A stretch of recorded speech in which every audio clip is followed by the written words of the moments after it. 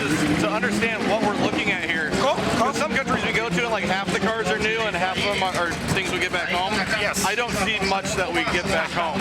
Okay. Let's start with the cars right here, the Volkswagen. So this is like Brazilian-made Volkswagen that they call Gol. Okay. Volkswagen Gol GOL. So it's like a Golf, but it's smaller, so they take the F off. That's a good. Okay, that's easy to remember. Yeah. What's back here? The Chevrolets.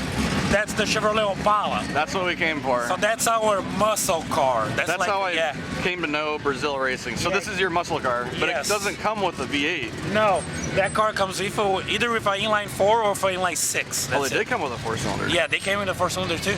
This another Gol as well? Another Gol. This is like an older one, like I believe it's a 2nd-gen facelift. You see like square compared to that guy over there. Kind of looks like a squish Scirocco. Yeah, you can see like different gens right here. See the back of that one. So like a generation, another generation. This is 2nd generation? Yeah, I believe it's a 2nd. And then the black one is like maybe 3rd? And this is a 4th generation. Interesting. I don't recognize this at all. Chevette. This is Chevette. Yeah, Okay, the Chevrolet. The last one that they built. So that's the last gen, I believe, like late 80s, early 90s. This is the newest version of the Chevette. Yes. Interesting. We got a Chevette back home, but it does not look like that. What does this come with for a motor? 1.4 liter or 1.6 liter. So clearly they're not running that today. No. And what are we going to see V8s in here? Well, V8s, we had the Ford Maverick with a V8 and the Dodge Dart with a V8. That's pretty much it. So only 2 cars came with a V8, like stock, and it was like widespread. So interesting. So we're not going to see many V8s here, other than the Pro Mods I saw. Yeah, the back Pro there, Mod's going to be a V8. Yeah. So we've got another Opala here. Yes, that would be like a 2nd-gen Opala, mid-70s, high 70s, and this would be like a 1st-gen Chevette. That's a Chevette. Yeah. That's beautiful. It kind of reminds me of the old Escorts I saw in Britain. Yeah, like actually that car is called Opel Kadett in Europe. Oh, and that makes more sense. And he had like several versions. I believe the 1st-gen was like from the 30s, something like that. We have another Chevette back here. It's the same, right? So like that one came with a 1-liter motor. It wasn't really like shore production. That car had even the glass were thinner to be lighter because it was like fuel efficiency. And there's no power. No, there's no power. That was like terrible.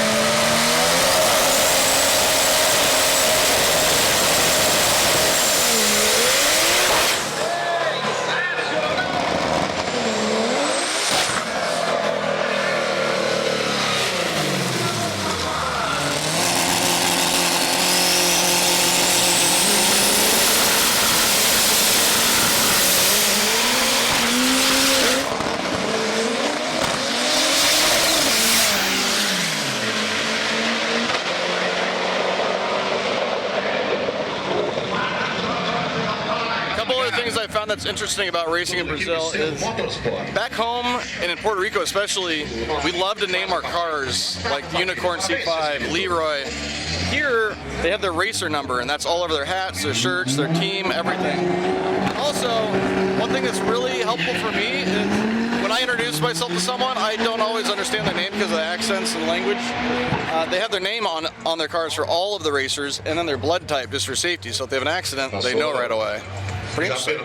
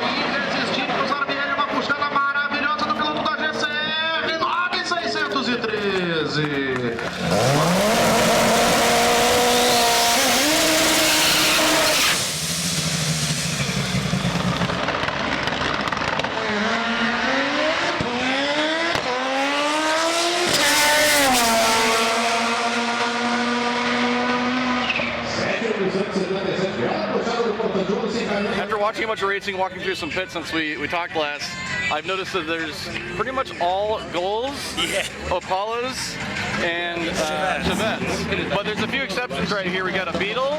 I know that one. That's an easy one. Yeah. What do we got behind you here? So we have the pickup truck of the Go. Volkswagen Ute, as they call it in Australia. And we have the two-door saloon of the Go. So like it's... So that's a Go, but just a stretch version of it. Exactly. Yeah. That's a third gen. What's the name of this one? Saveiro. Saveiro. Yeah. Or Saveiro, as we pronounce This is it. the Voyage. Voyage. It's like a Plymouth Voyager Yeah. of Golds.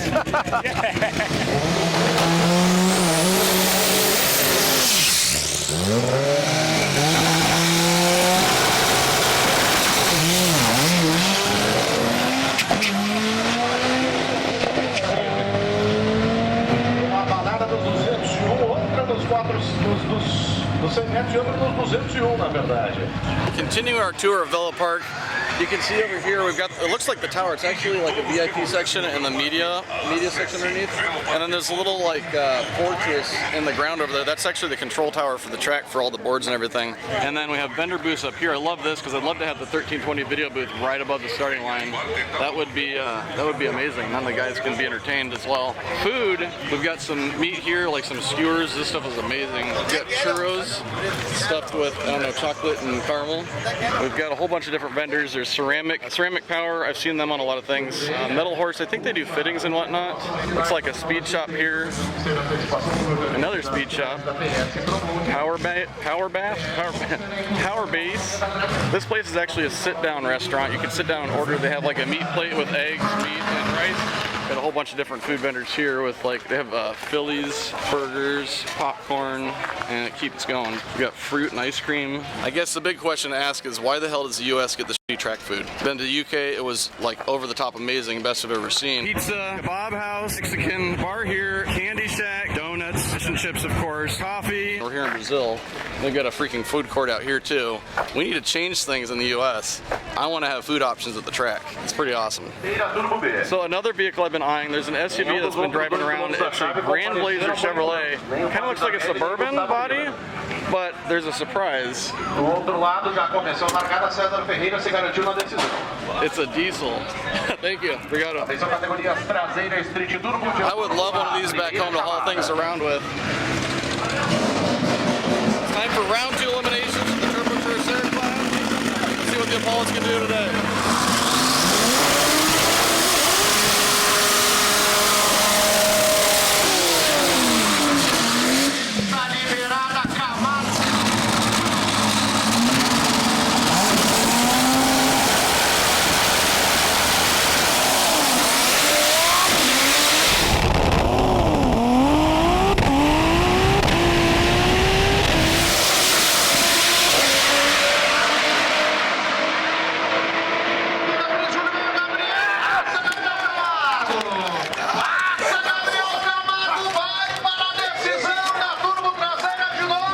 Nemo the Chevette.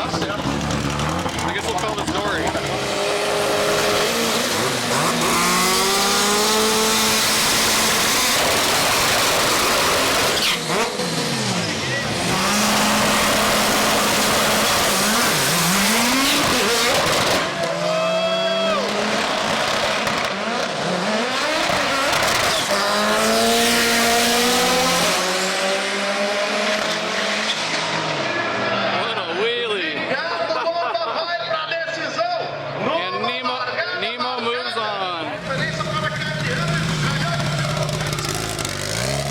Realize there's a monster truck out here giving out energy drinks on the starting line. Oh yeah, free Monster.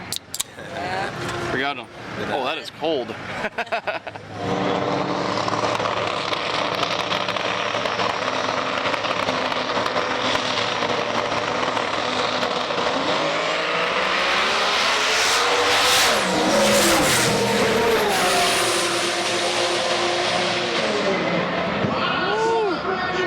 680 on a partial pass. One thing that's very unique about Brazil is a lot of things are handmade. A lot of these cars, a lot of the parts are made here in Brazil or bought here in Brazil, because if you buy anything from the US or from China or Japan, it's 100% import tax. So something very unique about building cars and just living in Brazil. Let's go party! Let's party! Brazil party! All right, so what was something you didn't expect here in Brazil, Matt? I did not expect there to be Chevettes or this many Volkswagens. I don't know what I expected to be here at the track, but the Volkswagens and Chevettes were definitely something I didn't expect. Yeah, Woody? Oh, the track's incredible. Yeah. It's better than a lot of the ones in the United States, which is really, really impressive. The amount of cars that were super unique. Like every car you see, it's like, oh wow, haven't seen that before. And then the people, all of the people that make this run, like they are so nice, and all of them care about each other. That is something you don't see much. Brazil's been, I've been to like 6, 7 different countries doing this. Brazil's up near the top. Everything about being here is freaking awesome. And Fueltech. Oh yeah, amen to that. Thank you guys. Thank you. Amen to that. Appreciate it. Give me a hug.